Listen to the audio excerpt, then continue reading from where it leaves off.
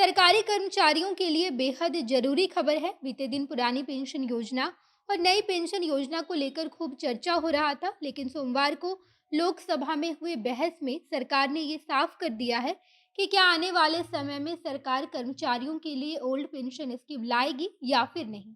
यानी कि क्या सरकार भविष्य में अपने कर्मचारियों के लिए ओपीएस यानी कि ओल्ड पेंशन स्कीम की बहाली कर सकती है।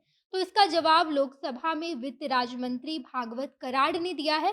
उन्होंने कहा कि ओपीएस को लागू करने के लिए सरकार के पास अभी तक कोई भी ऐसा प्रस्ताव नहीं आया है जिस पर विचार विमर्श किया जा सके। इस वजह से सरकार इस बारे में अब तक कुछ नहीं कर रही है। इस वीडियो में आपको लोकसभा में हुई पूरी चर्चा बताएंगे कि आखिर सरकार ओल्ड पेंशन स्कीम के बारे में क्या सोच रही है। इसके साथ साथ कई सारे राज्यों में ओल्ड पेंशन योजना मौजूदा समय में लागू है। इस बारे में सरकार का क्या कहना है, सब कुछ आपको इस वीडियो में बताएंगे। लेकिन उससे पहले नमस्कार, मैं नेहा चौधरी कैमरा पर्सन विशाल के साथ और आप देख रहे हैं जनता जंक्शन। वित्त राज्य मंत्री भागवत कराड़ ने लोकसभा में कहा कि पुरानी पेंशन योजना को लागू करने को लेकर सरकार अभी तक कुछ भी नहीं सोच रही है। साथ ही पुरानी पेंशन योजना में सरकारी कर्मचारियों को एक निर्धारित पेंशन मिलता है जो कि उनके आखिरी उठाए गए वेतन की 50% के बराबर होता है। हालांकि 2004 के बाद से ही सरकार ने इसे बंद कर दिया है और नेशनल पेंशन सिस्टम में सरकारी कर्मचारियों को उनके कंट्रीब्यूशन के हिसाब से पेंशन दी जाती है। लेकिन इसको लेकर सरकारी कर्मचारी लगातार मांग कर रहे हैं कि फिर से देश में पुरानी पेंशन योजना लागू कर दी जाए।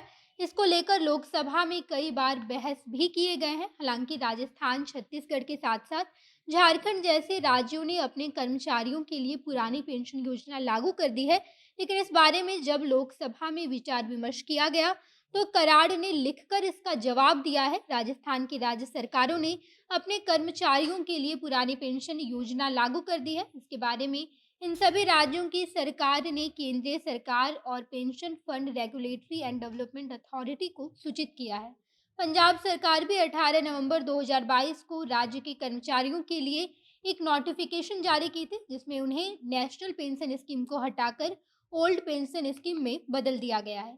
यानी कि मौजूदा समय में देश के 3 राज्यों में ओल्ड पेंशन स्कीम लागू है।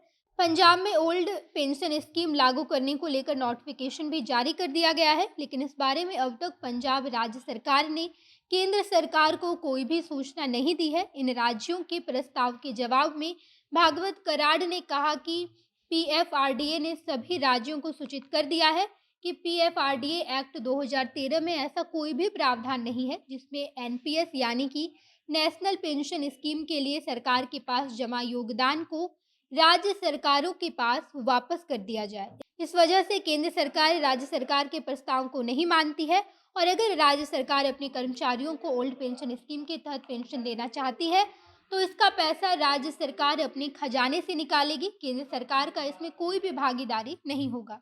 यानी कि कुल मिलाकर बात यही है कि पुरानी पेंशन योजना को लागू करने के बारे में केंद्र सरकार अब तक कुछ भी नहीं सोच रही है। इसके साथ साथ अगर किसी भी राज्य की राज्य सरकार ओल्ड पेंशन योजना अब तक लागू की है तो उन्हें कर्मचारियों को पेंशन राज्य सरकार स्तर पर ही देना होगा। केंद्र सरकार का इसमें कोई भी इन्वॉल्वमेंट नहीं होगा।